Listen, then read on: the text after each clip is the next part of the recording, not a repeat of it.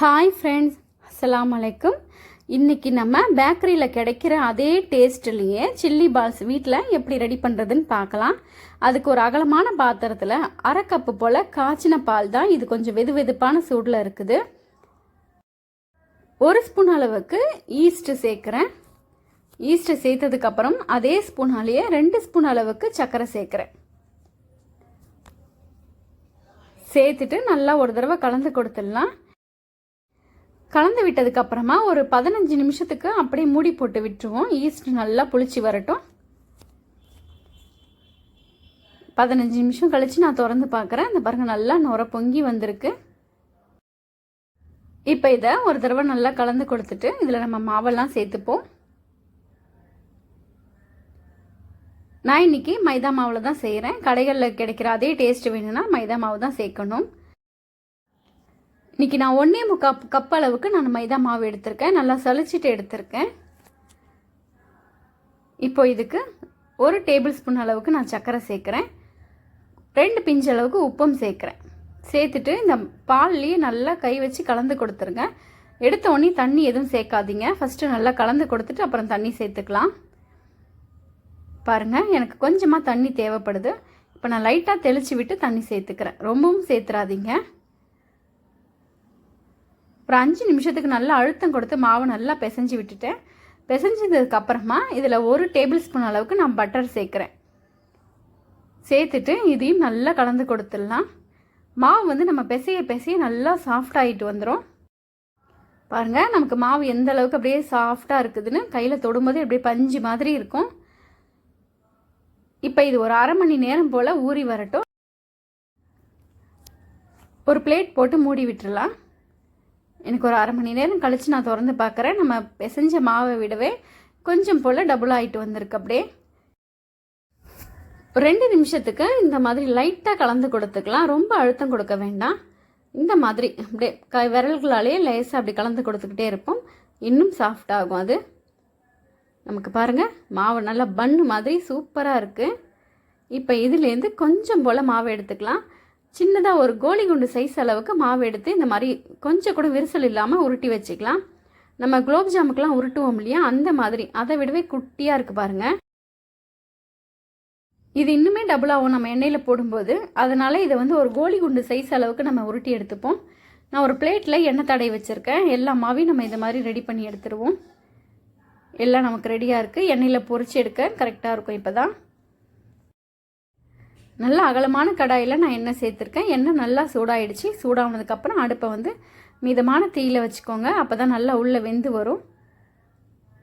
கொஞ்சம் கொஞ்சமாக நம்ம ரெடி பண்ணி வச்சுருக்க பால்ஸ்லாம் உள்ளே சேர்த்துட்டு நல்லா செவந்து வர வரைக்கும் பொரிச்சு எடுத்துடலாம். பாருங்கள், கொஞ்சம் கூட விரிசல் இல்லாத சூப்பராக வந்திருக்கு. பார்க்குறதுக்கு குலோப் ஜாம் மாதிரியே இருக்குதுல்ல. நல்ல கலராக ஆனதுக்கப்புறம் இதை வெளியில் எடுத்துடலாம். எல்லாத்தையுமே நான் அந்த மாதிரி பொரிச்சு எடுத்துக்கிட்டேன். இப்போ அதே கடாயிலே 4 டேபிள் ஸ்பூன் அளவுக்கு நான் எண்ணெய் சேர்த்துருக்கேன்.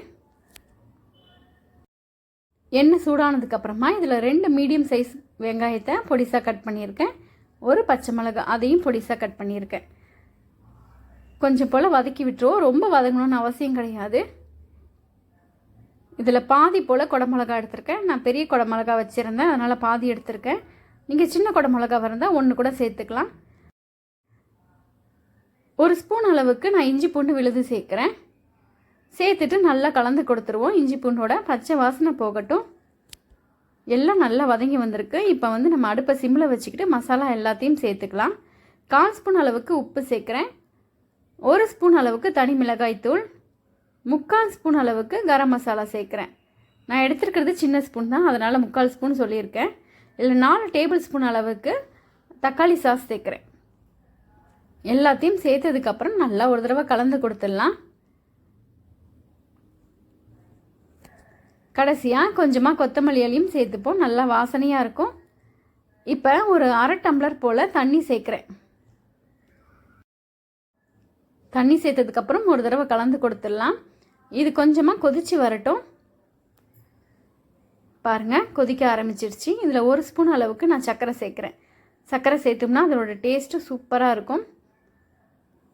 ஒரு தடவை கலந்து கொடுத்துட்டு இப்போ கொதிக்கும் போது நம்ம ரெடி பண்ணி வச்சுருக்க பால்ஸ் எல்லாம் உள்ளே சேர்த்துக்கலாம். அடுப்பை வந்து சிம்மில் தான் வச்சுருக்கணும். சேர்த்துட்டு 2 நிமிஷத்துக்கு கைவிடாத இந்த மாதிரி கலந்து கொடுத்துட்டே இருங்க. நம்ம சேர்த்துருக்க பால்ஸ் எல்லாம் நல்லா சாஃப்டாகிடும். அப்படியே அவ்வளோதான், நமக்கு சில்லி பால்ஸ்லாம் சூப்பராக ரெடி ஆகிடுச்சு. நல்ல வாசனையாக இருக்குது. ஸ்டவ் ஆஃப் பண்ணி விட்டுற வேண்டியது தான்.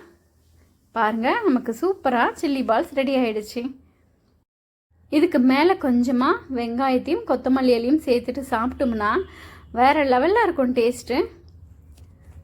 எங்கள் வீட்டு குட்டீஸ்லேருந்து பெரியவங்க வரைக்கும் விரும்பி சாப்பிட்டாங்க.